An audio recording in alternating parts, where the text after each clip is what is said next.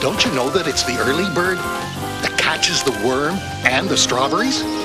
May I have some? Sure. But first, go wake the boys because it's breakfast time. All right. You guys, get up! They're strawberries. Come and eat. It's too bright out. Why don't you sit down then and get your bearings? Because I've got a great story to tell you. Really? Wow. Great. It's called the Sun Box. Once there was a girl named Lisa who tried to catch the sun in a box. Yes, that's right. She filled that box right up with the sun. Then she snapped it shut. It was going to be so much fun to let the sun out in a room at night and watch it sparkle on the ceiling and on the walls. But her brother Frankie happened to be standing nearby, and he was watching her do this. Lisa, what are you up to? I can't tell you that. It's for your birthday present. I bet I can guess what you've got in that box. It's a 4-leaf clover, right? Nope. A ladybug?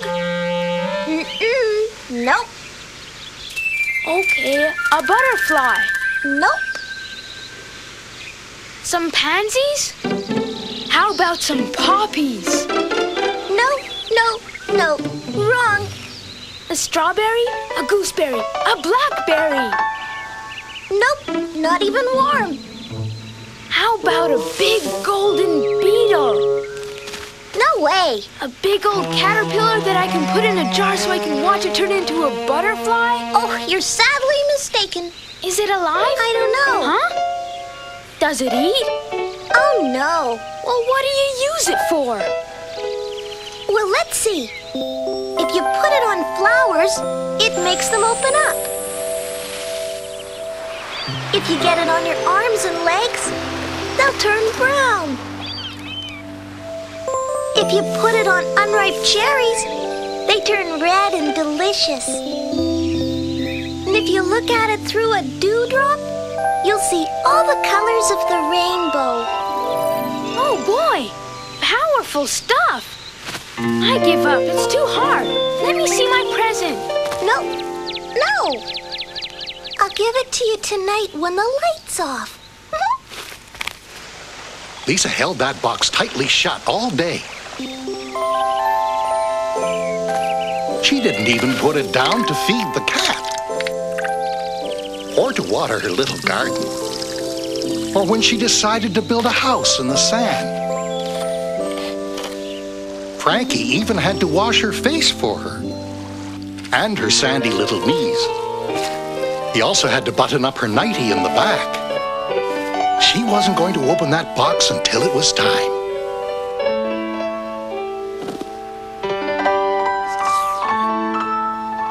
Yes, he even fed her her supper. Then he tucked her in, kissed her goodnight, and Lisa turned out the light. Frankie, come here. It's alive. It's jiggling around. Oh. But that's impossible. It's sunshine.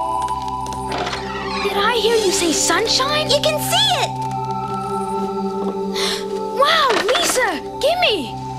And so Frankie opened the box. Wow, it's a glowworm. What's that? A bug. You see?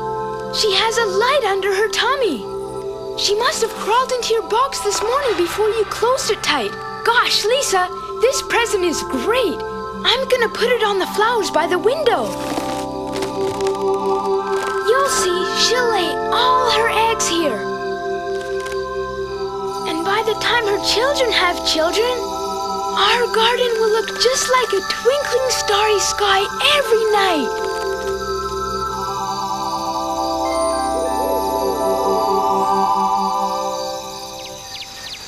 I wish we could have glowworms in our garden, too. You're scared of the dark. I'm not. Me neither. I like it. I like things a little scary. It may be a little scary at night, but remember, we've got the moon and the stars and glowworms, too. We need them. But why? So we can see where we're going. Some animals see well at night. And they move without making a sound. Yeah, like cats. Yeah. Or like the owl. Oh, yeah. When she hunts, she flies in complete silence. Ooh, ooh, ooh. Would an owl eat a glowworm? Papa Beaver, are owls nice? Because they really look like they're nice and friendly. But they have real sharp beaks. And long, sharp, scary claws, too. Those are called talons. Well, they give me the creeps. I know a good game. Let's play the owl versus the mouse. I get to be the owl. But owls hunt at night. Oh, yeah? Okay, we'll play it tonight. Oh, I want to play it now. How about we trade the game for a story? Deal! Is it a story about owls? Yeah, is it? Indeed, a very beautiful brown owl with big round eyes. This is the story of Emily's owl. When baby Emily had trouble going to sleep, her mama pulled the cord that hangs from the owl's tail, and a lovely tinkling music began to play from inside the owl's soft little belly. Months passed by, and then years. Emily is much bigger now, but before closing her eyes at night, she still pulls that little cord and falls asleep with the gentle music close to her ear. Emily's little owl was happy to be of service. She had a nice life and was content, but sometimes at night she would look out the window at the dark blue sky dotted with stars. I'd love to fly by the light of the moon. Just once. I want to try. So one summer night, the little owl slipped out of bed without a sound and flew to the windowsill. It's so lovely. All the big trees in the garden were rustling and swaying gently in the wind. And the flowers smell like perfume. Every once in a while, another owl would call out. Feeling overjoyed, the little owl flew over the forest and landed on top of a tree. She could see the whole sleeping village. She stopped for a minute at an attic window to see things from another angle, and then flew on. The wind in her feathers was as sweet and gentle as a caress. But some very big clouds were starting to blow in. Oh, it's starting to rain.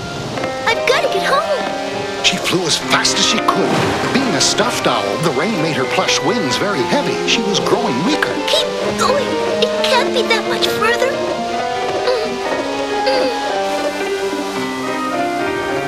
Suddenly she saw Emily's garden, Emily's house, and Emily's window. I can do it. I know I can.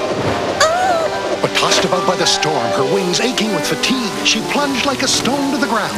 Utterly exhausted, she closed her eyes. Next morning, when Emily awoke, she was shocked to discover her owl was missing. Mommy!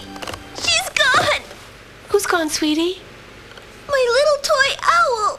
Don't worry, Emily. We'll find her. She can't have gone far.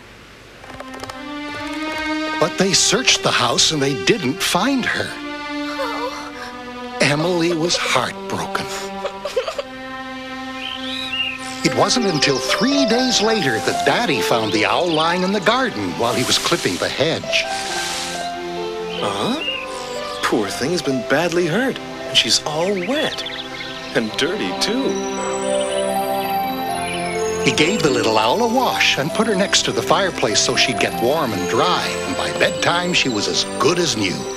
Emily rocked her happily, and then just before falling asleep, she pulled the owl's little cord. But no music came out. That's strange. What's that creaky sound? Suddenly the music started. Slowly at first, then a little faster, till it sounded as gay and lively as ever. With a happy sigh, Emily fell asleep. From outside, another owl in the forest called out into the night.